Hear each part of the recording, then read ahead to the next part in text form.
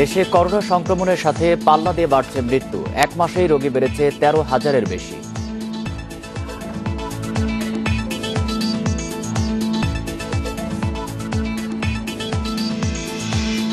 শীত জেঁকে বসার আগেই বেড়েছে ঠান্ডাজনিত রোগের প্রকোপ। সময় মতো হাসপাতালে নেয়ার পরামর্শ।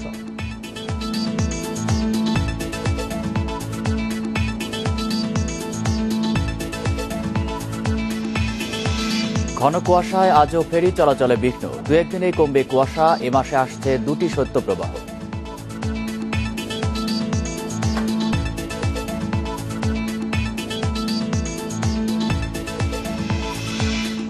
বঙ্গবন্ধুর ভাস্কর্য ভাঙচুরে গ্রেপ্তার ৪ জনের রিমান্ড শুনানি আজ। ইন্ধনদাতাদেরও বিচার নিশ্চিতের দাবি।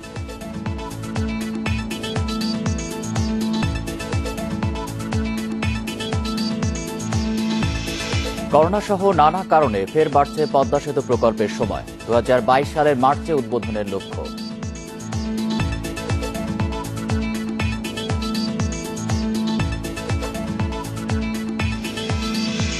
স্বাগত বিরতিহীন ইন্ডিপেন্ডেন্ট সংবাদে। আপনাদের সাথে আছি আমি আলী আশরাফ। আমি আতিফ আঞ্জুমান। শিরোনাম শুনছিলেন, চলে যাচ্ছি পুরো খবরে। দেশে করোনা সংক্রমণের ৯ মাসে এসে শনাক্ত। আপনাদের সাথে আছি আমি আলী আশরাফ। আমি আতিফ আঞ্জুমান। শিরোনাম শুনছিলেন, চলে যাচ্ছি পুরো খবরে। দেশে করোনা সংক্রমণের ৯ মাসে এসে শনাক্ত ও মৃত্যু দুটোই ঊর্ধ্বমুখী। গত এক মাসেই রোগী বেড়েছে ১৩,০০০-এর বেশি। পাল্লা দিয়ে বেড়েছে মৃত্যু। পরিস্থিতি মোকাবেলায় বাড়তি প্রস্তুতির কথা জানিয়েছে স্বাস্থ্য বিভাগ। National institute of laboratory medicine এ পর্যন্ত দেশে সবচেয়ে বেশি করোনার নমুনা পরীক্ষা হয়েছে এই প্রতিষ্ঠানে। এখানে নভেম্বরের প্রথম ৯ দিনে ব্র্যাকের পাঠানো নমুনায় শনাক্তের হার ছিল ৭.৬৯%। পরের ৯ দিনে শনাক্তের হার বেড়ে হয় ১৮.৫৬%। আর শেষের ৯ দিনে তা বেড়ে হয়েছে প্রায় ৩০%। এক মাসেই নমুনা পরীক্ষা বিবেচনায় শনাক্তের হার বেড়েছে ২৩%। আমরা যেভাবে মনে করি যে করোনা নিয়ন্ত্রণে চলে এসেছে অথবা করোনার প্রকোপ আর সেইভাবে আমাদের দেশে নাই, কিন্তু আমাদের বিশ্লেষণ সেটা কিন্তু বলছে না। আমাদের বিশ্লেষণ বলছে যে করোনা আবারও একটুখানি ঊর্ধ্বমুখী। দেশে প্রথম করোনা রোগী শনাক্ত হয় ৮ মার্চ। প্রথম মাসে শনাক্ত রোগীর সংখ্যা ছিল ৫১। তবে পরের কয়েক মাসে বাড়ে সংক্রমণ ও মৃত্যুর হার। সবচেয়ে বেশি ৯৮,০০০ রোগী শনাক্ত হয় জুন মাসে। মাঝখানে কিছুটা কমলেও আবারও বাড়ছে সংক্রমণ ও মৃত্যু। ৮ নভেম্বর পর্যন্ত আগের এক মাসে রোগী শনাক্ত হয়েছে ৪৫,৬৪৬। আর সবশেষ এক মাসে এই সংখ্যা বেড়ে হয়েছে ৫৯,০০০-এর বেশি। প্রাইভেট কোনো হসপিটালে কিন্তু জায়গা নেই, নিশ্চয়ই খেয়াল করছেন। এবং গভর্নমেন্ট হসপিটালও কিন্তু অনেক টুইটুম্বুর অবস্থা। যদি আপনি উৎস বন্ধ না করতে পারেন, সংক্রমণের হার যদি আপনি কমাতে না পারেন, তাহলে তো হাসপাতালে এই কেস সংখ্যা বাড়তেই থাকবে। করোনা সংক্রমণ বাড়তে থাকায় হাসপাতালগুলোতে বাড়তি প্রস্তুতি নেওয়ার কথা জানিয়েছে স্বাস্থ্য বিভাগ। আমরা হসপিটালগুলোকে সেকেন্ড ওয়েভ মোকাবেলা করার জন্য যাবতীয় প্রস্তুতি গ্রহণ করেছি। যে আপনি যদি একটি সুরক্ষিত একটি মাস্ক যদি আপনি পরতে পারেন, তাহলে আপনি 95%-এর চেয়ে বেশি নিরাপদ। দেশে করোনা সংক্রমণ ও মৃত্যু দুটোই বেশি রাজধানীতে। এ পর্যন্ত মৃত্যুর ৫৪ ঢাকায়। মৃতদের ৭৯ বয়স ৫০-এর বেশি। Hasan Misbah, independent news, Dhaka.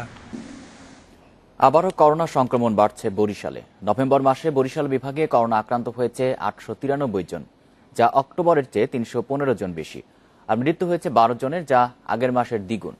Corona নিয়ন্ত্রণে স্বাস্থ্যবিধি নিয়ে মানুষকে সচেতন করতে নানা পদক্ষেপ নিয়েছে প্রশাসন।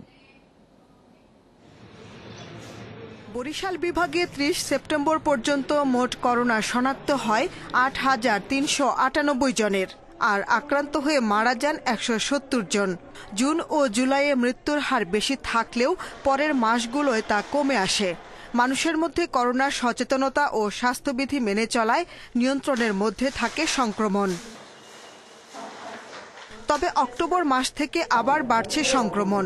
গত ২ মাসে করোনা আক্রান্ত হয়েছেন ১,৪৭১ জন আর মৃত্যু হয়েছে ১৮ জনের। ল্যাব সংশ্লিষ্টরা বলছেন সংক্রমণ বাড়তে থাকলে করোনা শনাক্ত ও চিকিৎসা সেবা দেয়া সামর্থ্যের বাইরে চলে যেতে পারে। আমাদের স্যাম্পল সাইজও স্যাম্পলের পরিমাণও বাড়ছে এবং ডিটেকশন রেটও বাড়ছে এবং কন্টিনিউয়াস বাড়ছে। দুই একদিন হয়তো একটু ইন্টারাকশন হচ্ছে, কিন্তু এটা রাইজিং। বরিশাল বিভাগে করোনায় মৃত্যুর হার সবচেয়ে বেশি মহানগরী সহ বরিশাল জেলায়। 10 নভেম্বর পর্যন্ত আক্রান্ত 4108 জনের মধ্যে মৃত্যু হয়েছে 73 জনের। ডিটেকশন রেট 7 to 8% নেমে গেছিল, সেটা এখন আবার বাড়তে অলরেডি এই লাস্ট 15 ডেজে 25%-এর মতো ডিটেকশন রেট হয়ে গেছে। এটা হয়তো আরও বাড়বে, 35-40 পর্যন্ত ডিটেকশন রেট চলে যেতে পারে।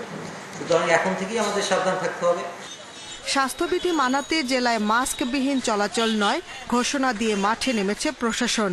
ঘরের বাইরে মাস্ক না পরলে করা হচ্ছে জেল জরিমানা। মানুষের মধ্যে মাস্ক না পরার একটা টেন্ডেন্সি বিরাজ করতেছে, কিন্তু আমরা চেষ্টা করতেছি তাদেরকে উদ্বুদ্ধ করতে মাস্ক পরার জন্য। যে no mask, no service, no entry, no movement, no purses, no sale, নানা রকম ভাবে কিন্তু আমরা প্রচার প্রচারণা চালিয়েছি এবং একই সাথে আমরা কিন্তু এনফোর্সমেন্ট বা আইন প্রয়োগ শুরু করেছি এবং এই আইন প্রয়োগটি আমরা প্রয়োজনে চূড়ান্ত পর্যায়ে আমরা নিয়ে যাব। বরিশাল বিভাগে এ পর্যন্ত করোনা শনাক্ত হয়েছে ৯,৯৪৪ জনের, আর সুস্থ হয়েছেন ৯,১২৪ জন। Independent news desk. শীত জেঁকে বসার আগেই বিভিন্ন জেলায় ঠান্ডাজনিত রোগের প্রকোপ বেড়ে গেছে। নিউমোনিয়া ও ডায়রিয়ায় আক্রান্ত হচ্ছে শিশু ও বয়স্করা। গেল 2 সপ্তাহে খাগড়াছড়ি সদর হাসপাতাল ও রাজশাহী মেডিকেল কলেজ হাসপাতালে নিউমোনিয়ায় আক্রান্ত 7 শিশুর মৃত্যু হয়েছে। তবে আতঙ্কিত না হয়ে বাড়তি যত্ন ও সময় মতো হাসপাতালে নেয়ার পরামর্শ দিচ্ছেন চিকিৎসকরা। খাগড়াছড়ি সদর হাসপাতালের শিশু ওয়ার্ডের চিত্র এটি। প্রতিটি বেডেই রয়েছে নিউমোনিয়ায় আক্রান্ত শিশু। গত 1 সপ্তাহে দিনে গড়ে ভর্তি হচ্ছে 25 শিশু। বহির্বিভাগেও বেড়েছে শিশু রোগী। এরই মধ্যে হাসপাতালে নিউমোনিয়া মারা গেছে 4 শিশু। ডাক্তার বললো যে ওনার নিউমোনিয়ার দেখা যাচ্ছে, আপনি একটু ভর্তি করান। আজকে প্রথম দিন ভালো ছিল, এরপর থেকেই নিয়মিত মনে করেন অসুবিধার মধ্যেই দেখা যাচ্ছে। গলার মধ্যে কফ জমে গেছে, তো তাই এখন এখানে নিয়ে আসছিলাম। এখন ওষুধ দিচ্ছে, এখানে স্যালাইন দিচ্ছে, ঠিক আছে। হাসপাতালের নার্স ও চিকিৎসকরা বলছেন, সময় মতো চিকিৎসা না নেয়ায় বাঁচানো যায়নি ওই শিশুদের। শিশু রোগী বেড়েছে রাজশাহী মেডিকেল কলেজ হাসপাতালেও। গেল 2 সপ্তাহে নিউমোনিয়ায় আক্রান্ত হয়ে 3 শিশু মারা গেছে। সর্দি, কাশি এবং তারপরে শ্বাসকষ্ট শুরু, এরকম নিউমোনিয়ার সংখ্যাটা গত 2 সপ্তাহ ধরে আমাদের হসপিটালের অ্যাডমিশন থেকে দেখা যাচ্ছে যে আগে যেভাবে রোগী ভর্তি হতো তার চেয়ে অনেকখানি বেশি অংশে ভর্তি হচ্ছে। লক্ষ্মীপুর সদর হাসপাতালে প্রতিদিনই আসছে অর্ধশতাধিক রোগী, যার মধ্যে বেশিরভাগই শিশু। নিউমোনিয়া ও ডায়রিয়ায় আক্রান্ত হয়ে প্রতিদিন শিশু ওয়ার্ডে ভর্তি হচ্ছে 30 জন। সেবা দিতে হিমশিম খাচ্ছেন চিকিৎসক ও স্বাস্থ্যকর্মীরা। আবহাওয়া পরিবর্তনের সঙ্গে সঙ্গে ডায়রিয়া এবং নিউমোনিয়ার বাচ্চাদের, বিশেষ করে বাচ্চাদের যে রোগ, এটা বৃদ্ধি পেয়েছে এবং রোগীর সংখ্যাও আউটডোরে বেড়ে গেছে। ইনডোরেও বেশ সংখ্যক রোগী ভর্তি হচ্ছে। চিকিৎসকরা বলছেন, ঠান্ডাজনিত রোগবালাই থেকে রক্ষায় নবজাতকদের জন্য সবচেয়ে কার্যকর মায়ের বুকের দুধ। মেহরিন জাহান, ইন্ডিপেন্ডেন্ট নিউজ ডেস্ক।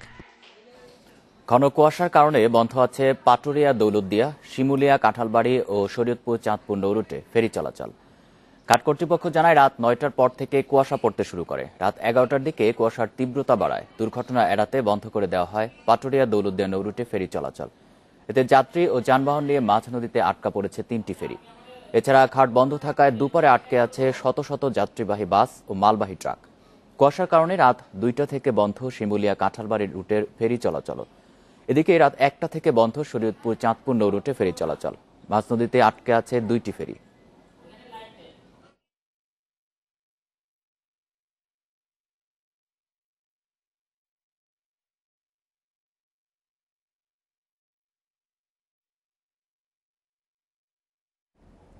দু একদিন পরই কেটে যাবে কুয়াশা, দেখা মিলবে রোদেলা দিনের। এরপর আবার কমতে শুরু করবে তাপমাত্রা। আবহাওয়া অফিস বলছে, চলতি মাসে সারা দেশে বয়ে যেতে পারে 2টি শৈত্যপ্রবাহ। এদিকে বঙ্গোপসাগরে সৃষ্টি হতে পারে 2টি নিম্নচাপ, যার একটি রূপ নিতে পারে ঘূর্ণিঝড়ে, তবে আসবে না বাংলাদেশ উপকূলে। অগ্রহায়ণের শেষ সপ্তাহ, কদিন ধরে কুয়াশায় ঢাকা রাজধানীর আকাশ। সারাদিনে কমই দেখা যাচ্ছে সূর্য। যখন সূর্য উঁকি দেয় তখনও থাকে না তেজ। প্রকৃতির এই পরিবর্তনকে উপভোগ করছেন নগরবাসী। ঠান্ডা, বেশি গরম না, আমার কাছে খুব চমৎকার একটা সময়, বা আমার কাছে মনে হয় যে এরকম থাকাটাই ভালো লাগে। বেটার পরিবেশটা আমাদের জন্য সবচেয়ে বেশি ভালো, এবং আমরা যে চলাফেরা করে কমফোর্টেবল ফিল করতে পারছি, এবং আমরা যে এটা শীত একটা ভাব আসছে, একটা আমেজ আসছে, এই সব মিলিয়ে আর কি অনেক ভালো বোধ করছি আমরা সবাই। সোমবার দেশের সর্বোচ্চ তাপমাত্রা ছিল ঢাকায় 18.6 ডিগ্রি সেলসিয়াস, আর সর্বনিম্ন তাপমাত্রা ছিল রাজশাহীর রাজারহাটে 14.4 ডিগ্রি সেলসিয়াস। আবহাওয়া অফিস বলছে এই কুয়াশা কেটে গেলে কমবে তাপমাত্রা। কুয়াশাটা 2-1 দিনের মধ্যে কমে যাবে, আকাশ পরিষ্কার হয়ে আসবে, রাতের টেম্পারেচারটা কমে যাবে এবং শীতের আমেজটা পাওয়া যাবে। আর এই ডিসেম্বর মাসে 1 থেকে 2টি মৃদু থেকে মাঝারি ধরনের শৈত্যপ্রবাহ বয়ে যেতে পারে। আবহাওয়ার পূর্বাভাসে বলা হয়েছে চলতি মাসে বঙ্গোপসাগরের সৃষ্টি হতে পারে 2টি নিম্নচাপ, যার মধ্যে একটি ঘূর্ণিঝড়ে রূপ নিতে পারে। তবে এটি বাংলাদেশ উপকূলে আসবে না। এছাড়া ডিসেম্বর মাসে সারা দেশে স্বাভাবিক বৃষ্টি হতে পারে। Jahanara Parvin, independent news, Dhaka. আপনারা দেখছেন 1 ঘন্টা বিরতিহীন ইন্ডিপেন্ডেন্ট সংবাদ। আরো যা থাকছে। প্রায় ৬,০০০ পদ খালি থাকলেও পদোন্নতি হচ্ছে না মাধ্যমিক শিক্ষকদের, অধিদপ্তরের সমন্বয়হীনতার দাবি।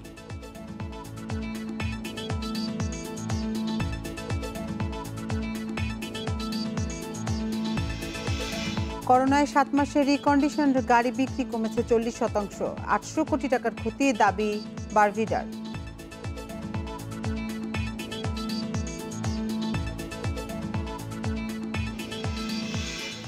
কুষ্টিয়ায় জাতির জনক বঙ্গবন্ধু শেখ মুজিবুর রহমানের ভাস্কর্য ভাঙচুরের ঘটনায় গ্রেপ্তার 4 জনের রিমান্ড শুনানি আজ। সোমবার আসামিদের আদালতে হাজির করে 2 মাদ্রাসার ছাত্রের 10 দিন এবং 2 শিক্ষকের 7 দিন করে রিমান্ডের আবেদন করেন মামলার তদন্তকারী কর্মকর্তা নিশিকান্ত সরকার। কুষ্টিয়ার অতিরিক্ত চিফ জুডিশিয়াল আদালতের বিচারক রেজাউল করিম আজ রিমান্ড শুনানির দিন ধার্য করে আসামিদের কারাগারে পাঠানোর নির্দেশ দেন। গ্রেপ্তারকৃতরা হলেন কুষ্টিয়ার জুগিয়া এলাকার মাদ্রাসা ইবনে মাসউদের হেফজ বিভাগের ছাত্র আবু বকর ওরফে মিঠুন এবং সবুজ ইসলাম ওরফে নাহিদ। একই মাদ্রাসার শিক্ষক মোহাম্মদ আলামিন এবং মোহাম্মদ ইউসুফ আলী। শুক্রবার গভীর রাতে কুষ্টিয়ার 5 মাথার মোড়ে বঙ্গবন্ধুর নির্মাণাধীন ভাস্কর্য ভাঙচুর করা হয়।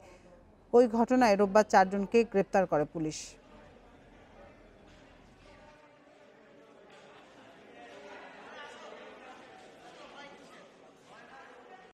এই রিমান্ডের প্রেয়ার তারা দিয়েছেন, বাট কোর্ট তো রিমান্ড চাওয়ার সাথে সাথে রিমান্ড প্রদান নাও করতে পারে। এটা হয়তো দিন করেছে রিমান্ড দিবে, এবং এই কেস হচ্ছে রিমান্ডে দেওয়ার মতো।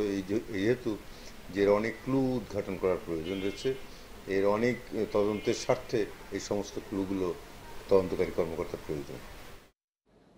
ভাস্কর্য বিরোধী বক্তব্য দেয় হেফাজতে ইসলামের আমির জুনায়েদ বাবুনগরী ও যুগ্ম মহাসচিব মাওলানা মামুনুল হক ও সৈয়দ ফয়জুল করিমের বিরুদ্ধে রাষ্ট্রদ্রোহের মামলা করেছে মুক্তিযুদ্ধ মঞ্চ। এছাড়া একই অভিযোগে মামুনুল হকের বিরুদ্ধে রাষ্ট্রদ্রোহের আরেকটি মামলা করেছে বঙ্গবন্ধু ফাউন্ডেশনও। মামলা দুটি সোমবার আমলে নিয়ে পিবিআইকে তদন্ত করে 7 জানুয়ারি প্রতিবেদন দেওয়ার নির্দেশ দিয়েছে আদালত। গত 13 নভেম্বর রাজধানীর বিএমএ মিলনায়তনে বাংলাদেশ যুব খেলাফত মজলিসের সমাবেশে বঙ্গবন্ধুর ভাস্কর্য নির্মাণের বিরোধিতা করে বক্তব্য দেন হেফাজতের যুগ্ম মহাসচিব মামুনুল হক। এরপরই বিষয়টি নিয়ে সমালোচনার ঝড় ওঠে নানা মহলে। বঙ্গবন্ধুর ভাস্কর্য অবমাননা ও সাম্প্রদায়িক উস্কানির অভিযোগে ঢাকার সিএমএম কোর্টে মামলা করে মুক্তিযুদ্ধ মঞ্চ ও বঙ্গবন্ধু ফাউন্ডেশন নামের দুটি সংগঠন। বঙ্গবন্ধুর ভাস্কর্য নিয়ে যে একটা উত্তেজনাকর পরিস্থিতি সৃষ্টি হয়েছে, এজন্য যারা দায়ী আমরা মনে করছি যে তারা রাষ্ট্রদ্রোহী অপরাধ করেছে। আমরা সেজন্যই আদালতের শরণাপন্ন হয়েছি। বঙ্গবন্ধু ফাউন্ডেশনের মামলায় হেফাজতে ইসলামের যুগ্ম মহাসচিব মামুনুল হক এবং মুক্তিযুদ্ধ মঞ্চের সভাপতি আমিনুল ইসলাম বুলবুলের মামলায় মামুনুল হক, সৈয়দ ফয়জুল করিম ও হেফাজতের আমির জুনায়েদ বাবুনগরীকে আসামি করা হয়েছে। মামলা দুটি আমলে নিয়ে পুলিশ ব্যুরো অব ইনভেস্টিগেশন পিবিআইকে তদন্তের নির্দেশ দিয়েছে আদালত। ইসলামের অপব্যাখ্যা দিয়ে তিনি মানুষকে উত্তেজিত করতেছেন, ফলে দেশে একটি রায়ট পরিস্থিতি সৃষ্টি হয়েছে। দেশের শান্তি শৃঙ্খলা স্থিতিশীলতা বিনষ্ট করে তিনি বর্তমানে সাংবিধানিকভাবে প্রতিষ্ঠিত একটি বৈধ সরকারের বিরুদ্ধে জনগণকে উস্কে দিচ্ছেন। আজকের মামলাটি ছিল একটি রাষ্ট্রদ্রোহ মামলা। সেই মামলায় আজকের আসামি মামুনুল হক দেশকে অস্থিতিশীল করার জন্য এবং বঙ্গবন্ধুর ভাস্কর্যকে ভেঙে ফেলার জন্য এবং বঙ্গবন্ধুর ভাস্কর্য নির্মিত হলে সারা বাংলাদেশে রক্তের বন্যা বয়ে যাবে, এই ধরনের তিনি শিষ্টাচার বহির্ভূত এবং ঔদ্ধত্যমূলক আচরণ করেছেন। এই মামলার মাধ্যমে এদেশের মানুষ সোচ্চার হবে এবং এই অপরাধীর বিরুদ্ধে দৃষ্টান্তমূলক শাস্তির ব্যবস্থা হবে বলে আমরা মনে প্রাণে বিশ্বাস করি। আগামী 7 জানুয়ারি মামলা দুটির তদন্ত প্রতিবেদন দিতে বলেছে আদালত। Nahid Kamal, independent news, Dhaka. শুধু বঙ্গবন্ধুর ভাস্কর্য ভাঙচুরকারী নয়, তাদের ইন্ধনদাতাদেরও বিচারের আওতায় আনার দাবি উঠেছে রাজধানীতে আয়োজিত প্রতিবাদ কর্মসূচিগুলোতে। বিভিন্ন সংগঠনের ব্যানারে আয়োজিত এসব বিক্ষোভ সমাবেশ ও মানববন্ধনের আয়োজকরা বলেন, ভাস্কর্য বিরোধী ও ধর্মের অপব্যাখ্যাকারীদের দেশ বিরোধী কর্মকাণ্ড স্থায়ীভাবে বন্ধ করতে দৃষ্টান্তমূলক বিচার নিশ্চিত করার কোনো বিকল্প নেই। কুষ্টিয়ায় বঙ্গবন্ধুর ভাস্কর্য ভাঙচুরের প্রতিবাদে সোমবার সকালে ঢাকা বিশ্ববিদ্যালয়ের অপরাজেয় বাংলার পাদদেশে মানববন্ধন করে ঢাকা বিশ্ববিদ্যালয়ের শিক্ষক সমিতি।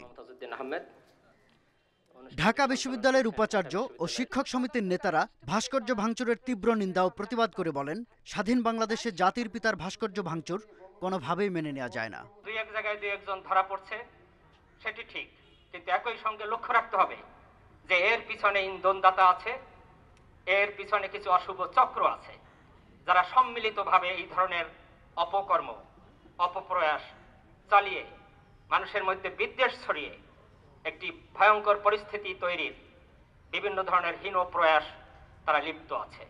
সেই মানুষদেরকে চিহ্নিত করে আইনের আওতায় আনা এই সময়ের খুবই দায়িত্ব। রাজধানীর বঙ্গবন্ধু এভিনিউয়ে মানববন্ধন ও প্রতিবাদ সমাবেশ করে বঙ্গবন্ধু সাংস্কৃতিক জোট। ভাস্কর্য ভাঙচুরের ঘটনার পূর্ণাঙ্গ তদন্ত ও বিচারের দাবি ওঠে সেখানেও।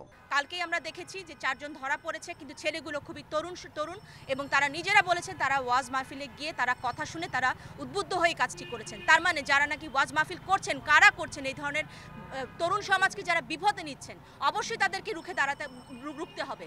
একই স্থানে বিক্ষোভ মিছিল ও সমাবেশ করে মহিলা শ্রমিক লীগের নেতাকর্মীরাও। বঙ্গবন্ধুর ভাস্কর্য ভাঙার প্রতিবাদে দুপুরে জাতীয় প্রেস ক্লাবের সামনে মানববন্ধনে অংশ নেন সাংবাদিকরা। দুপুরে কেন্দ্রীয় শহীদ মিনারে মানববন্ধন ও প্রতিবাদ সমাবেশে অংশ নেয় স্বাধীনতা শিক্ষক পরিষদ। ভাস্কর্য ভাঙচুরকারী ইন্ধনদাতাদের মুক্তিযুদ্ধ ও দেশের সংস্কৃতি বিরোধী আখ্যা দিয়ে তাদের প্রতিহত করার অঙ্গীকার ব্যক্ত করেন শিক্ষক নেতারা। শাহাদাত স্বপন, ইন্ডিপেন্ডেন্ট নিউজ, ঢাকা। আবারও বাড়ছে পদ্মা সেতু নির্মাণের সময়। পঞ্চমবারের মতো সময় বাড়ানোর কারণে 2021 সালের ডিসেম্বরে বিজয়ের 50তম বর্ষে পদার্পণ উপলক্ষে উদ্বোধন সম্ভব হচ্ছে না। তাই নতুন উদ্বোধন লক্ষ্য 2022 সালের মার্চে স্বাধীনতার সুবর্ণ জয়ন্তীতে। করোনা, বন্যা, পাইলিং জটিলতা সহ নানা কারণে সেতুটির নির্মাণ সময় 5 দফা বেড়েছে।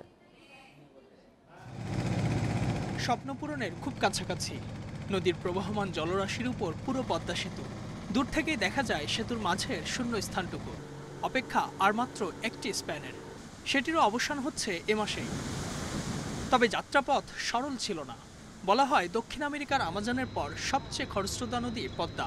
প্রতিটি কাজে প্রকৃতির বিরূপ আচরণ মোকাবিলা করতে হয়েছে। তাই 2017 সালের সেপ্টেম্বরে প্রথমে স্প্যান বসলেও পুরো 41টি শেষ করতে লাগছে 3 বছর 3 মাস। ভরা বর্ষায় তীব্র স্রোত মোকাবেলা করে পাইলিং করতে হয়েছে। আবার শীতে অত্যধিক পলি অপসারণ করতে দিনরাত কাজ করেছে ড্রেজার। মাটির তলদেশের গঠনগত ভিন্নতার কারণে পাইলিংয়ে লেগেছে অতিরিক্ত 8 মাস। এ কারণে 2018 সালের ডিসেম্বরে সেতু চালুর টার্গেট থাকলেও পূরণ হয়নি। এর উপর করোনার কারণে অগ্রগতি কমেছে আরও 30 থেকে 35 ভাগ।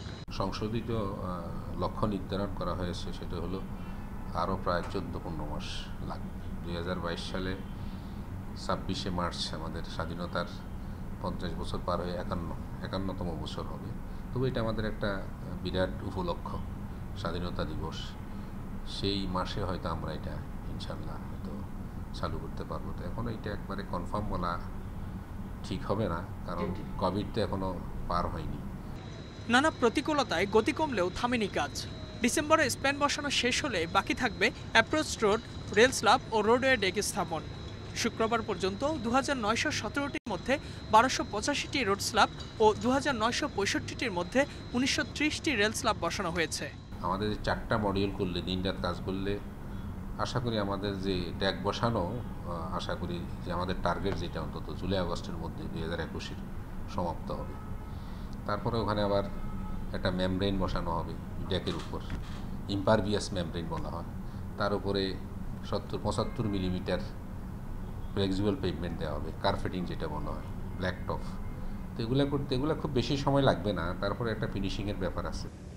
নভেম্বর পর্যন্ত মূল সেতুর অগ্রগতি 91 ভাগ, নদী শাসন 76 আর সার্বিক অগ্রগতি 82.5%। কাজ শুরুর 4 বছরের মাথায় 2018 সালে উদ্বোধনের কথা ছিল পদ্মা সেতুর। এরপর আরও 3 দফা বেড়েছে সময়। তবে সময় যত গড়িয়েছে মানুষের প্রত্যাশার চাপ তত বেড়েছে। তবে চাপ যতই থাক, 100 বছরের স্থায়িত্ব নিশ্চিতে প্রকৌশলীরা পদ্মা সেতু নির্মাণের মানের ব্যাপারে কোনো ছাড় দিতে রাজি নয়। Izazur Rahman, independent news, Zajira, Shariatpur. টাঙ্গাইলের সদর উপজেলার ঘারিন্দা এলাকায় 2টি ট্রাকের মুখোমুখি সংঘর্ষে 5 জন নিহত হয়েছে, আহত হয়েছে আরও অন্তত 3 জন। এ নিয়ে বিস্তারিত জানাতে ঘটনাস্থল থেকে আমাদের সাথে যুক্ত হচ্ছেন সহকর্মী মামুনুর রহমান। মামুনুর রহমান, দুর্ঘটনাটি কিভাবে ঘটলো এবং নিহতদের যে 5 জন মারা গেছে তাদের পরিচয় জানা গেছে কিনা, আর আহতদের শারীরিক অবস্থা কেমন, তারা শঙ্কামুক্ত কিনা?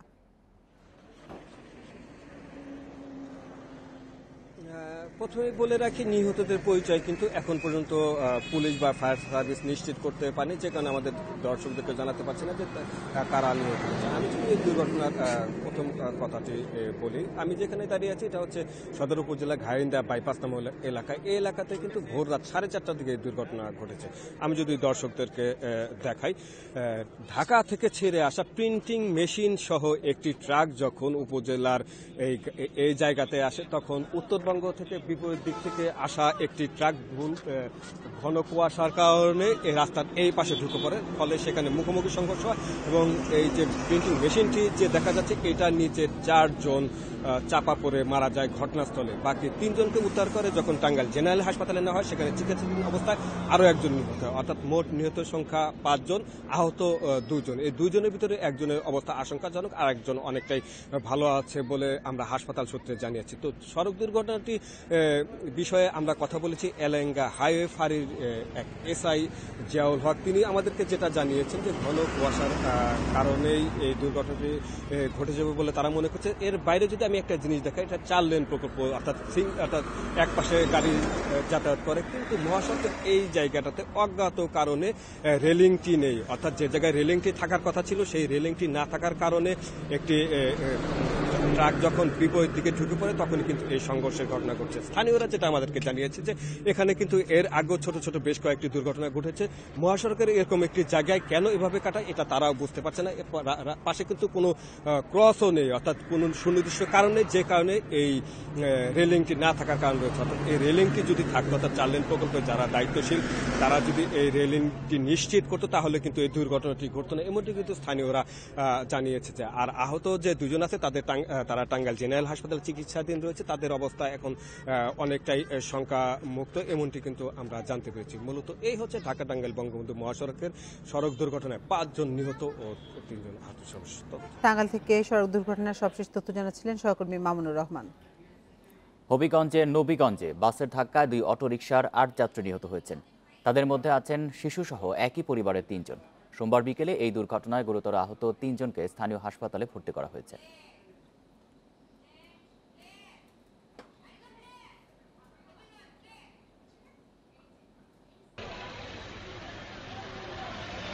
নবীগঞ্জ উপজেলার মুরাউড়া গ্রামের সামিরুন বেগম অটোরিকশায় যাচ্ছিলেন বাবার বাড়ি। সঙ্গে ছিল তার 2 বছরের মেয়ে মারিয়া ও যা হালিমা বেগম। তাদের অটোরিকশাটি ঢাকা সিলেট মহাসড়কের নবীগঞ্জের সাতাতাইল এলাকায় পৌঁছালে ঘটে দুর্ঘটনা। বিআরটিসির একটি বাস ধাক্কা দেয় তাদের অটোরিকশা সহ আরেকটি অটোরিকশাকে। এতে অটোরিকশা দুটি ও বাসটি পড়ে যায় রাস্তার পাশের খাদে। ঘটনাস্থলে মৃত্যু হয় 2 অটোরিকশার 8 যাত্রীর। তাদের মধ্যে আছেন সামিরুন, মারিয়া, হালিমা, অন্তর মিয়া, লিজা আক্তার, লিটন মিয়া ও কিতাব আলী। এখানে মা মেয়ে সহ 8 জন নিহত হয়েছে। এই মহাসড়কের অনেক দুর্ঘটনা ঘটেছে, বিশেষ করে এই সিএনজি অটোরিকশাগুলো অদক্ষ চালকদের কারণে প্রতিনিয়ত এই দুর্ঘটনা বেড়েই চলেছে। পরে স্থানীয়দের সহায়তায় শুরু হয় উদ্ধার তৎপরতা। মরদেহ উদ্ধারের পাশাপাশি আহতদের পাঠানো হয় হাসপাতালে। বিআরটিসি বাস এবং সিএনজির মধ্যে সংঘর্ষ হয়, তখন বাসের নিচে প্রায় 8 জন লোক পড়ে থাকে। আমরা এই মৃত 8 ব্যক্তিকে উদ্ধার করে হাইওয়ে পুলিশের কাছে হস্তান্তর করি। পুলিশ বলছে ওভারটেক করতে গিয়েই এই দুর্ঘটনা। সিএনজি এবং বিআরটিসি বাস বিপরীতমুখী সংঘর্ষ। বিআরটিসি বাস ওভারটেক করতে যাইয়া ওই রাস্তার অপোজিট থেকে যে সিএনজি গুলো আসতেছিল ওগুলারে সরাসরি নিচে দিয়ে মাইরা দিচ্ছে। পরে স্বজনদের অনুরোধে ময়না তদন্ত ছাড়াই হস্তান্তর করা হয় নিহতদের মরদেহ। Shahnaz Parvin, independent news desk. রাজধানীর গুলিস্তানের ফুলবাড়িয়া সুপারমার্কেট নকশা বহির্ভূত 911টি দোকান উচ্ছেদের সিদ্ধান্ত নিয়েছে ঢাকা দক্ষিণ সিটি কর্পোরেশন ডিএসসিসি। সকাল থেকে এই অভিযান পরিচালনা করা হবে বলে জানানো হয়েছে। এরই মধ্যে মালামাল সরিয়ে নিতে শুরু করেছেন দোকান মালিকরা। মার্কেটের গাড়ি পার্কিং, ফুটপাত, সিঁড়ি, গলি, লিফলেটের জায়গায় নকশা বহির্ভূত এসব দোকান নির্মাণ করা হয়েছিল। সংশ্লিষ্টরা বলছেন এসব অবৈধ দোকানের কারণে মার্কেটটি ক্ষতিগ্রস্ত হয়েছে। অনিয়ম বন্ধ করতেই অবৈধ দোকানগুলো গুড়িয়ে দেওয়ার সিদ্ধান্ত নেওয়া হয়েছে। দোকান মালিকদের দাবি স্বল্প সময়ের নোটিশের কারণে বিভ্রান্তিতে পড়েছেন তারা। অভিযানের আগে মালামাল গোছানোর জন্য আরও সময় দেওয়ার দাবি জানান মার্কেটের ব্যবসায়ীরা।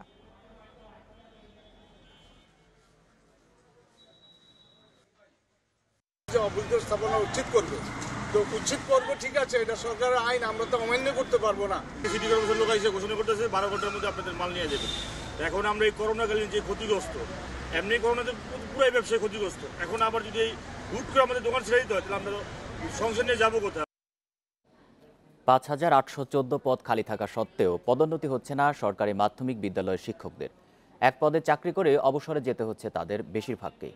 মাধ্যমিক ও উচ্চ শিক্ষা অধিদপ্তরের সমন্বয়হীনতার কারণেই পদোন্নতি ঝুলে আছে বলে দাবি শিক্ষক নেতাদের। সিলেট সরকারি পাইলট উচ্চ বিদ্যালয়ের শিক্ষক শওকত হোসাইন 20 বছর ধরে চাকরি করছেন সহকারী শিক্ষক পদে। দীর্ঘ সময়েও পদোন্নতি না পাওয়ায় হতাশায় ভুগছেন তিনি। কেন আমরা আমাদের প্রমোশন দিচ্ছে না সিনিয়র শিক্ষক হিসেবে আমাদেরকে, সেটাও কিন্তু স্পষ্ট করে আমাদেরকে এই আমাদের মাধ্যমিক শিক্ষা অধিদপ্তরও কিন্তু স্পষ্ট করে বলছে না। সরকারি মাধ্যমিক বিদ্যালয়ে কর্মরত 10,500 শিক্ষকেরই একই অবস্থা। বেশিরভাগ শিক্ষকই কোনো পদোন্নতি ছাড়াই অবসরে যাচ্ছেন, অথচ 2018 সালে সিনিয়র শিক্ষকের 5252টি পদ তৈরি করা হয়। কিন্তু 2 বছরের বেশি সময় পার হলেও সহকারী শিক্ষকদের পদোন্নতি দিয়ে সিনিয়র শিক্ষকের নতুন পদে উন্নীত করা হয়নি। এছাড়াও খালি আছে 300 প্রধান শিক্ষকের, সহকারী প্রধান শিক্ষকের 200, উপপরিচালকের 10, বিদ্যালয় পরিদর্শকের 19 এবং জেলা শিক্ষা কর্মকর্তার 33টি পদ। মাধ্যমিক ও উচ্চশিক্ষা অধিদপ্তরের সমন্বয়হীনতার অভাবেই পদ খালির পরও শিক্ষকরা পদোন্নতি পাচ্ছেন না বলে অভিযোগ শিক্ষক নেতাদের। যে আমাদের পদসোপান একটা নাই, অর্থাৎ পদোন্নতিযোগ্য যে আরও পদের যে বিস্তৃতি গঠন করার কথা সেটা কিন্তু করা হয় না। তো সেই কারণে সরকারি মাধ্যমিকের শিক্ষকদের দীর্ঘদিনের একটা দাবি ছিল যে আমাদের পদটি যদি নবম গ্রেড করে আর অন্যান্য একটা সুন্দর একটা পদসোপান তৈরি করা হয় তাহলে পদোন্নতি পেত শিক্ষকেরা। শিক্ষা মন্ত্রণালয় বলছে শিক্ষকদের পদোন্নতির কাজ দ্রুত এগিয়ে চলছে। এটিও আশা তো করছি আগামী কয়েক মাসের মধ্যে এই সমস্যাটি সমাধান করতে পারবো, এটারও কাজ চলছে। এবং আমাকে প্রতিনিয়তই আমাকে শিক্ষকরা মেসেজ পাঠান, আমি দেখি আমি এটা ফলো আপও করছি। সারা দেশে 344টি সরকারি মাধ্যমিক বিদ্যালয়ে শিক্ষকের প্রায় 5,500 পদ খালি থাকায় ব্যাহত হচ্ছে পাঠদান। শিক্ষা খাতে এগিয়ে থাকা দেশগুলোতে সবচেয়ে বেশি গুরুত্ব দেয়া হয় শিক্ষকদের, অথচ বাংলাদেশে বেশিরভাগ শিক্ষকই এই পেশায় থাকেন চরম হতাশা নিয়ে। এটিকে মানসম্মত শিক্ষা নিশ্চিতের অন্যতম বড় বাধা হিসেবে দেখছেন সংশ্লিষ্টরা। নূরে আলম, ইন্ডিপেন্ডেন্ট নিউজ, ঢাকা। একজন দৃষ্টি প্রতিবন্ধী নির্বিঘ্নে উঠে পড়ছেন কখনো নারকেল কখনো সুপারি গাছে। গাছ থেকে সুপারি আর নারকেল কেটে খাওয়া পড়ার যোগান হয় ঝালকাঠির কিফায়েতনগরের কুদ্দুস মোল্লার। অবিশ্বাস্য হলেও 38 বছর ধরে দক্ষতার সঙ্গে এই কাজ করে আসছেন তিনি। অভাব আর প্রতিবন্ধকতা থাকলেও আত্মমর্যাদার লড়াইয়ে কুদ্দুস কখনো থেমে যাননি। তার এই ঝুঁকিপূর্ণ কাজে পরিবারের সদস্যরা উদ্বিগ্ন থাকলেও ছেলে মেয়েদের একটু ভালো রাখার জন্য গাছে উঠতে হয় কুদ্দুসকে। 9 বছর বয়সে অজানা এক রোগে দৃষ্টি হারান কুদ্দুস মোল্লা। এরপর দিনমজুরির কাজ শুরু করলেও বেশি দিন ধরে রাখতে পারেননি। 22 বছর বয়স থেকে শুরু করেন গাছে ওঠার কাজ। কখনো নারকেল, কখনো সুপারি পেরে কিংবা গাছ পরিষ্কার করাই হয়ে ওঠে তার পেশা। বিয়ের কিছুদিন পরেই মারা যান স্ত্রী। এরপর 3 মেয়েকে নিয়ে বিপাকে পড়েন কুদ্দুস মোল্লা। তবে দারিদ্র্য এবং অন্ধত্বের কাছে হার মানেননি তিনি। বছর 3 আগে বড় মেয়েকে বিয়েও দিয়েছেন। বাকি 2 মেয়েকে লেখাপড়া শিখিয়ে প্রতিষ্ঠিত করাই কুদ্দুসের ইচ্ছা। নারকেল সুপারি গাছ বাইয়া আমি জীবন যাপন বাঁচাই। আমি কেউর কাছে হাত পাতি না বা ভিক্ষা করি না, আমার লজ্জা লাগে। আব্বু যে সময় লামে তখন আমি আবার যে সময় কোনো জায়গা খারাই, তারপর আমি হপারি লামিয়া হাত ধরে আবার বাসায় চলে যাই। আজকে যেমন এমন একটা গাছও পায় না, কালকে বাইয়েছে একটা 2 বাড়িতে ডাকছে, ওই বাড়ি যাই বাইয়ের কারণে তো দিন চলে না। এক একটি গাছে উঠতে 50 থেকে 100 টাকা পান কুদ্দুস। তা দিয়ে কোনো রকমে চলে সংসার। তাকে সহযোগিতার আশ্বাস দিয়েছেন সমাজসেবা কর্মকর্তা। কুদ্দুস মোল্লাকে শহর সমাজসেবা কার্যালয় জালুকারি থেকে ক্ষুদ্র ঋণ দেওয়ার ব্যবস্থা করে দেওয়া হবে। তিনি যে ঘরে বসবাস করেন, ঘরটি একচালা এবং ভাঙ্গা। এই শীতে এই ভাঙ্গা ঘরে বসবাস করা খুবই কঠিন। তাই তার একটি ঘর পাওয়ার জন্য যথাযথ কর্তৃপক্ষের নিকট তার যাওয়ার জন্য আমরা সাহায্য করব। বয়সের কারণে শরীর দুর্বল হলেও দৃষ্টি প্রতিবন্ধকতা তাকে দমাতে পারেনি একটুও। Independent news desk. বাসাবাড়ির 4 মাসের বিদ্যুতের বিল প্রায় 10 লাখ টাকা। 8 বছর ধরে সংযোগ না পেলেও বিল এসেছে 35,000 টাকা। এমন ভুয়া বিল, সংযোগ না দিয়ে বিলসহ ব্যাপক গ্রাহক হয়রানির অভিযোগ নোয়াখালীর বিদ্যুৎ বিভাগের বিরুদ্ধে। গ্রাহকরা বলছেন, এসব অনিয়ম নিয়ে কথা বলতে গেলে কর্মচারীদের দুর্ব্যবহারের শিকার হতে হয়। দেওয়া হয় সংযোগ বিচ্ছিন্ন আর মামলা করার হুমকি। বেগমগঞ্জ উপজেলার একলাশপুরের শাহিদ উদ্দিন একজন আবাসিক বিদ্যুৎ গ্রাহক। প্রতি মাসে 200 থেকে 300 টাকা বিল দিয়ে আসছিলেন তিনি। জানুয়ারি ফেব্রুয়ারি 2 মাসে হঠাৎ তার বিদ্যুৎ বিল আসে 3,300 এবং 10,000 টাকা। বিল বাড়ার প্রতিবাদ করায় বিদ্যুৎ সংযোগ বিচ্ছিন্ন করার পাশাপাশি গড়ে 2 লাখ টাকারও বেশি বিল করা হয় তাকে পরবর্তী 4 মাসে। এটা নিয়ে প্রতিবাদ জানাইলে আমার লাইন কাটি দিয়া 1,82,000 টাকা বিল করে, পরের মাসে 2,54,000 টাকা। আমার তো লাইনে কাটা, কিভাবে আমার এই বিলটা আসে? একলাশপুর বাজারের ব্যবসায়ী বিজয় চন্দ্র 8 বছর আগে আবেদন করলেও পাননি বিদ্যুৎ সংযোগ। তবে তার নামে বিল এসেছে 35,000 টাকা। আর চৌমুহনী বাজারের ব্যবসায়ী দেলোয়ার হোসেনের প্রতি মাসে গড়ে 1,500 টাকা বিল আসলেও অক্টোবরে তার বিল এসেছে 1,29,000 টাকা। এ ধরনের অযৌক্তিক বিলের অভিযোগ জেলায় অনেক গ্রাহকের।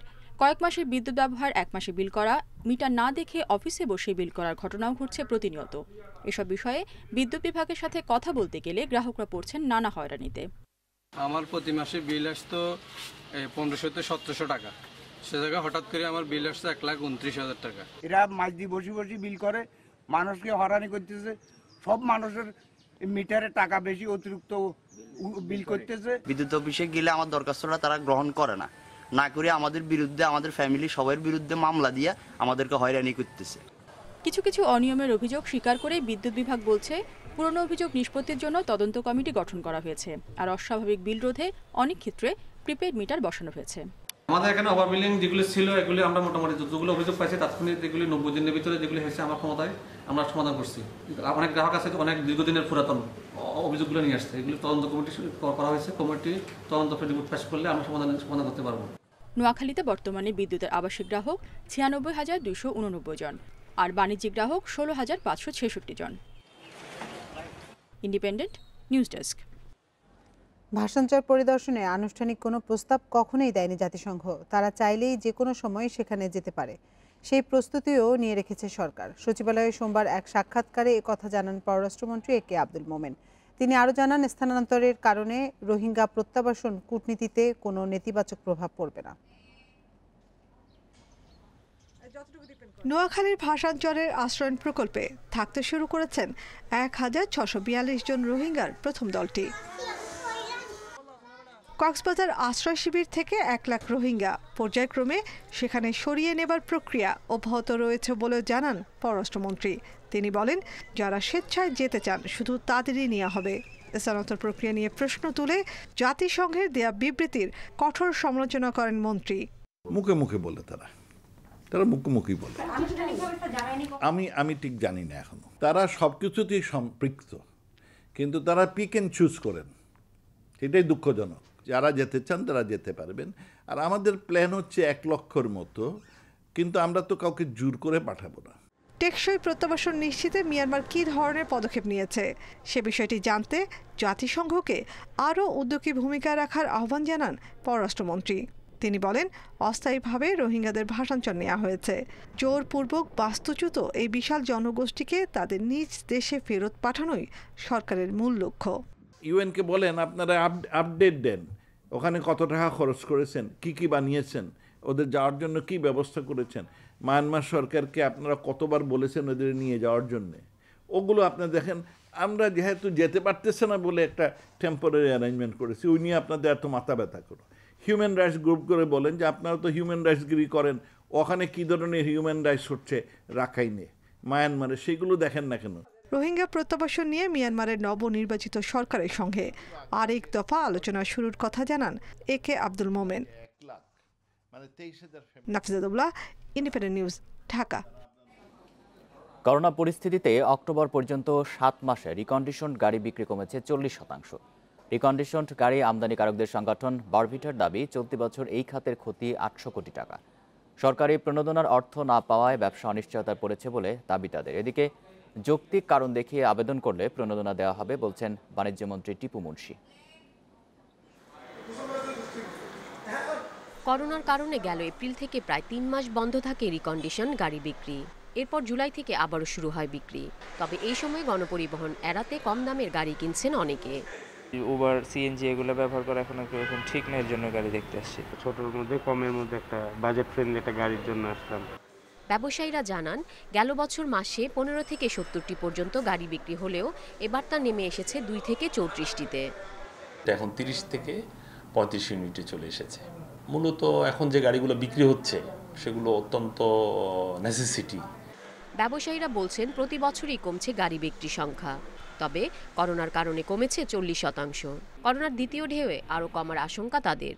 তাই এ খাতকে টিকিয়ে রাখতে প্রণোদনার পাশাপাশি বন্দরের ভাড়া সাময়িকভাবে মওকুফ সহ সরকারের বিশেষ বিবেচনা প্রয়োজন বলছে বারভিডা। ভাড়া আছে, ব্যাংকে ঋণ আছে, তার উপরে আমরা সুদ গুনে যাচ্ছি। কর্মচারীদের বেতন ভাতাও আমরা দিয়ে গেছি অনেক ক্লেশে। এবং এখন প্রশ্ন হচ্ছে যে আমরা কিন্তু কোনো প্রণোদনা পাইনি। বাণিজ্যমন্ত্রী টিপু মুনশি জানান, রিকন্ডিশন গাড়ি ব্যবসায়ীদের প্রণোদনার বিষয়টি বিবেচনায় আছে। তবে এক্ষেত্রে তাদের যৌক্তিক কারণ দেখিয়ে আবেদন করতে হবে। যদি এমপ্লয়ীদের বেতনের সমস্যা থাকে, তারপরে এই সমস্ত কিছু আটকে যেয়ে থাকে, বিক্রি না হওয়ার এইসব কারণ দেখালে পরে এবং সেটা যৌক্তিক হলে পরে আমরা অবশ্যই লিখব অর্থ মন্ত্রণালয়কে, তাদেরটা বিবেচনা করা হোক। গেল বছর সারা দেশে প্রায় 70,000 গাড়ি বিক্রি হলেও চলতি বছরের অক্টোবর পর্যন্ত বিক্রি 9,828টি। Irin Khatun, independent news, Dhaka. Corona চিকিৎসায় আশা জাগাচ্ছে আইভারমেকটিন। মৃদু লক্ষণের করোনা রোগীর উপর এর প্রয়োগে আশানুরূপ ফল পেয়েছেন আইসিডিডিআরবির গবেষকরা। এটি সংক্রমণের শুরুতেই প্রয়োগ করে শরীরে ভাইরাসের পরিমাণ কমে আসে এবং জটিলতা বাড়তে পারে না। শিগগিরই বড় পরিসরে এর ক্লিনিক্যাল ট্রায়াল শুরুর কথা জানিয়েছেন গবেষকরা। পরজীবী সংক্রমণ কমাতে ব্যবহার হয় আইভারমেকটিন। 1975 সালে আবিষ্কার হলেও চিকিৎসায় প্রয়োগ শুরু হয় 1981 সালে। শুরুতে প্রাণী চিকিৎসায় ব্যবহার হলেও পরে প্রয়োগ হয় মানবদেহে। কার্যকারিতার জন্য একে বলা হয় আশ্চর্য উপকারী ওষুধ।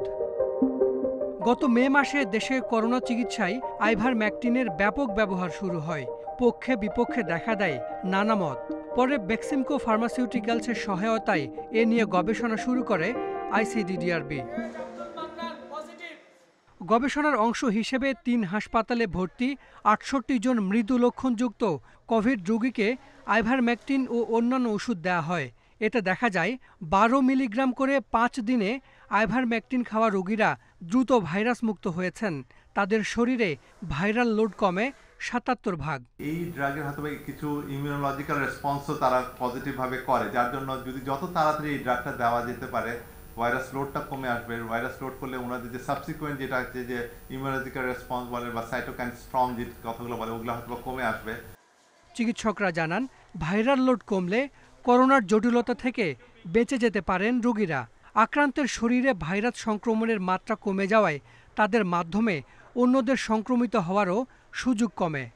এই স্টাডিটাতে কিন্তু 5 ডেজ 12 মিলিগ্রাম করে আইভারমেকটিন দিয়ে দেখানো হয়েছে যে ভাইরাস ক্লিয়ারেন্স ভালো হচ্ছে। আমাদের যে গাইডলাইন কমিটি আছে সেখানে নিশ্চয়ই আমরা বসে সেখানটায় আমরা ক্লিনিক্যাল ট্রায়াল হিসেবে এটা রাখবো, not as treatment protocol. Ivermectin নিয়ে গবেষণা করোনা চিকিৎসায় সহায়ক হবে বলে আশা ঔষধ শিল্প সমিতির সভাপতি ও বেক্সিমকো ফার্মাসিউটিক্যালসের ব্যবস্থাপনা পরিচালক নাজমুল হাসান পাপনের। এই স্টাডিটা আমাদের ডাক্তারদের জন্য তাদের ডিসিশন মেকিংয়ে অনেক সাহায্য করবে। আমার ধারণা এই স্টাডির পর আরও ফার্দার স্টাডিও হবে এবং আরও যত সময় যাবে তখনই আমরা বলতে পারবো আসলে কতটা ভালো হবে। তবে এটা ডেফিনেটলি একটা আই ওপেনার, মানে এরকম স্টাডিটা আমি মনে করি আমাদের জন্য, দেশের জন্য না শুধু সারা পৃথিবীর জন্য এটা একটা অত্যন্ত ভালো স্টাডি হয়েছে। চিকিৎসকেরা জানান আইভারমেকটিনের পার্শ্ব প্রতিক্রিয়া কম, তবে গর্ভবতী মায়েদের ক্ষেত্রে প্রয়োগ করা যাবে না। চিকিৎসকের পরামর্শ ছাড়া না খাওয়ার পরামর্শ দিয়েছেন গবেষকেরা। Hasan Misbah, independent news, Dhaka. করোনায় বিশ্বে একদিনে প্রায় 8,000 মানুষের মৃত্যু হয়েছে। নতুন রোগী শনাক্ত হয়েছে 5 লাখের বেশি। 24 ঘন্টায় সবচেয়ে বেশি প্রাণহানি যুক্তরাষ্ট্রে, মৃত্যু হয়েছে 1400-র বেশি মানুষের। এ নিয়ে যুক্তরাষ্ট্রে মৃতের সংখ্যা 2,90,000 ছাড়িয়েছে। নতুন আরও 1,80,000-এর বেশি রোগী নিয়ে দেশটির মোট আক্রান্তের সংখ্যা 1,53 লাখের বেশি। এদিকে সবার আগে ভ্যাকসিন পাওয়ার জন্য মঙ্গলবার একটি নির্বাহী আদেশে স্বাক্ষর করবেন বিদায়ী প্রেসিডেন্ট ডোনাল্ড ট্রাম্প। যুক্তরাষ্ট্রের পর সবচেয়ে বেশি 528 জনের মৃত্যু ইতালিতে। এ নিয়ে দেশটির মৃতের সংখ্যা 60,000 ছাড়িয়েছে। নতুন করে ভাইরাস মিলেছে প্রায় 14,000 মানুষের দেহে। রাশিয়াতে 24 ঘন্টায় 450-র বেশি মৃত্যু হয়েছে। মৃত্যুতে দ্বিতীয়তে থাকা ব্রাজিলে সোমবার 426 জনের মৃত্যু হয়েছে। শনাক্ত হয়েছে 24,500। ভারতে একদিনে 404 জনের প্রাণ গেছে। এ নিয়ে ভারতের মোট মৃত্যু প্রায় 1,41,000।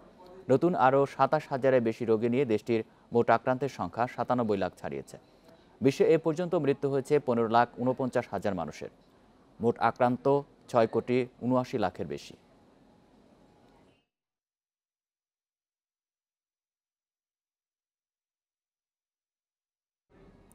নতুন কৃষি সংস্কার আইন বাতিলের দাবিতে ভারত বন্ধের ডাক দিয়েছে আন্দোলনকারী কৃষকরা। আজ বেলা 11টা থেকে 3টা পর্যন্ত শান্তিপূর্ণ বিক্ষোভ কর্মসূচি পালনের কথা জানিয়েছেন তারা। সরকার ও কৃষক প্রতিনিধিরা এর আগে 5 বার আলোচনায় বসলেও কোনো সমাধান আসেনি। বুধবার 6ষ্ঠ দফা বৈঠকের কথা আছে। এর একদিন আগে কৃষকদের ভারত বন্ধের কর্মসূচিতে সমর্থন জানিয়েছে বিরোধী দলগুলো। আর এতেই ক্ষোভ জানান কেন্দ্রীয় মন্ত্রী রবিশঙ্কর প্রসাদ। তার অভিযোগ, অস্তিত্ব রক্ষায় কৃষক আন্দোলনে সমর্থন দিচ্ছে কংগ্রেস। এদিকে কৃষকদের বিক্ষোভের মুখেই উন্নয়নের স্বার্থে সংস্কার দরকার বলে জানিয়েছেন প্রধানমন্ত্রী নরেন্দ্র মোদী। বর্তমান পরিস্থিতিতে পুরনো আইনকে বোঝা বলে আখ্যা দেন তিনি।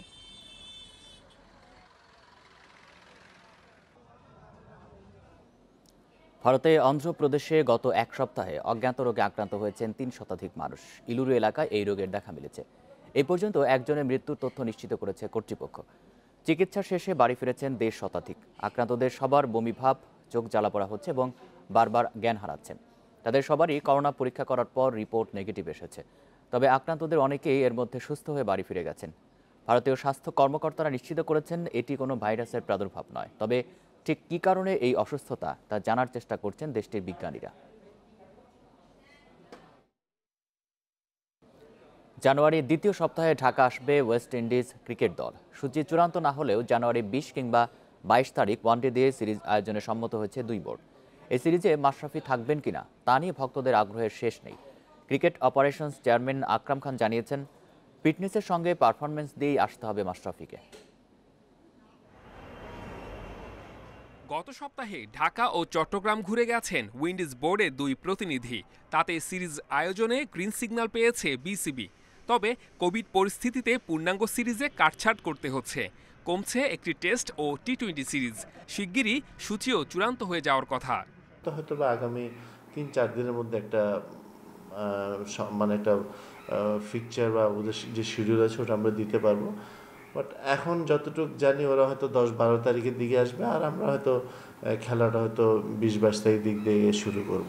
মার্চে জিম্বাবুয়ের বিপক্ষে ওডিআই সিরিজ শেষে অধিনায়কের আর্মব্যান্ড খুলেছেন মাশরাফি।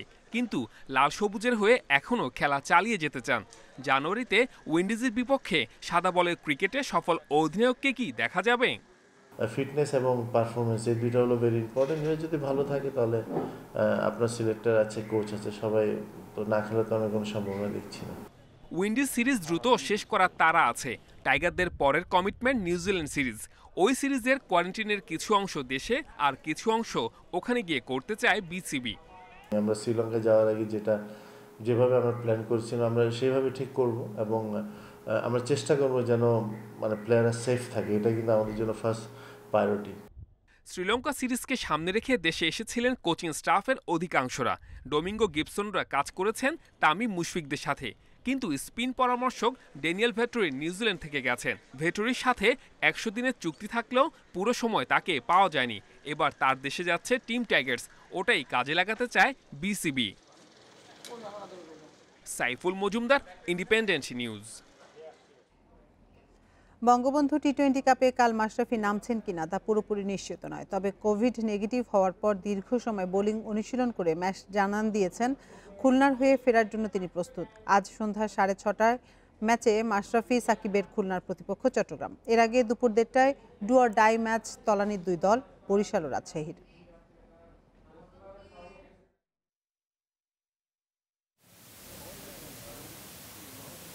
মাঠে ফেরার জন্য সব ধরনের আনুষ্ঠানিকতা শেষ। ইনজুরি কাটিয়ে দল পেয়েছেন, নেগেটিভও হয়েছেন করোনা টেস্টে। বাকি শুধু ম্যাচ ফিটনেস ঠিকঠাক করা, বোলিংটা শেষবারের মতো ঝালিয়ে নেয়া। টি-20 ম্যাচ খেলেছেন সবশেষ বিপিএলে 10 মাস আগে। মানিয়ে নেওয়ার কাজটা মাশরাফির জন্য খুব একটা সহজ নয়। অনুশীলনে তাই বাড়তি মনোযোগ, বাড়তি চেষ্টা। মার্কার দিয়ে ডান ও বামহাতি ব্যাটসম্যানকে মোকাবেলায় বোলিং করেছেন, ব্লক হল সুইং নিয়ে কাজ করেছেন, ভিডিও করে নিজেই দেখে নিয়েছেন বোলিংয়ের অবস্থা। মাঠে তো শুধু ফিরলেই হবে না, নামের প্রতি সুবিচারও করতে হবে। চট্টগ্রামের বিপক্ষে ম্যাচ খেলবেন কিনা সিদ্ধান্ত হবে টসের আগ মুহূর্তে। শুরুর দিকে এলোমেলো থাকলেও শেষ 3 ম্যাচে টানা জয় পেয়েছে খুলনা। দলের কম্বিনেশন ভাঙা যেমন কঠিন, তেমনই কঠিন মাশরাফিকে বসিয়ে রাখা। অন্যদিকে টানা 4 ম্যাচ জয়ের পর শেষ ম্যাচে ঢাকার কাছে হেরেছে প্রতিপক্ষ চট্টগ্রাম। জয়ে ফেরার মিশনে কঠিন পরীক্ষা নেবে সাকিব মাহমুদুল্লাহর দল। দুপুরের লড়াইটা টিকে থাকার। তলানির দুই দল বরিশাল রাজশাহীর জয়ের বিকল্প নেই। 5 ম্যাচে মাত্র 1 জয়ে খাদের কিনারায় তামিমের দল। অন্যদিকে 1 জয় বেশি থাকলেও ম্যাচও বেশি খেলেছে শান্তর দল। নামে ভারী শক্তি সামর্থ্যে কিছুটা এগিয়ে থাকলেও জ্বলে উঠতে পারেনি বরিশাল। আফিফ, মিরাজ, বিপ্লব কেউই নামের প্রতি সুবিচার করতে পারেননি। বোলাররা ভালো পুঁজি না পাওয়ায় লড়াই করতে পারছে না। রাহির বিশ্বাস শেষ 3 ম্যাচে ঘুরে দাঁড়াবে তার দল। 2-1টা ম্যাচ অন্যান্য টিমের মতো 80 বা 120-এর ভিতরে আউট করতাম, আমাদের ব্যাটসম্যানরা রিদমে আসতো, টিমও জিততো, তাহলে হয়তো বা আমাদের জন্য ভালো হতো। তো আমরা বোলিং ইউনিটেও আহামরি তেমন একটা ভালো বোলিং করতে পারতেছি না, আর 160-70 হয়ে যাচ্ছে। তো আমরা যদি এটা 140 বা বিলো 140-তে রাখতে পারতাম তাহলে হয়তো বা আমাদের ব্যাটসম্যানদের জন্য ভালো হতো। সময় যত গড়াচ্ছে মিরপুরের উইকেটে স্লোয়ার সুইংয়ে সাফল্যের হার বাড়ছে। সেই অভিজ্ঞতা থেকে রাব্বির সাথে জুটি গড়ে ভালো কিছুর প্রত্যাশা রাহির। Mazharul Islam, independent news. নিষেধাজ্ঞা শেষে টেস্ট র্যাঙ্কিংয়ে ফিরলেন সাকিব আল হাসান। আইসিসির সদ্য হালনাগাদ হওয়া অলরাউন্ডার র্যাঙ্কিংয়ে আছেন 4 নম্বরে। তার রেটিং পয়েন্ট 366। নিষিদ্ধ হওয়ার সময় টেস্ট অলরাউন্ডার র্যাঙ্কিংয়ের 3-এ ছিলেন সাকিব। প্রত্যাবর্তনে 1 ধাপ পিছিয়েছেন টাইগার পোস্টার বয়। সাদা পোশাকে ব্যাটিংয়ে 37 নম্বরে সাকিব, বোলিংয়ে আছেন 22 নম্বরে, যা বাংলাদেশিদের মধ্যে সেরা। এর আগে নিষেধাজ্ঞা থেকে ফেরার পর ওডিআই র্যাঙ্কিংয়ের প্রথম হালনাগাদেই অলরাউন্ডারদের শীর্ষস্থান ফিরে পান সাকিব। টি-20তে ফেরেন আগের 2য় অবস্থানে থেকে।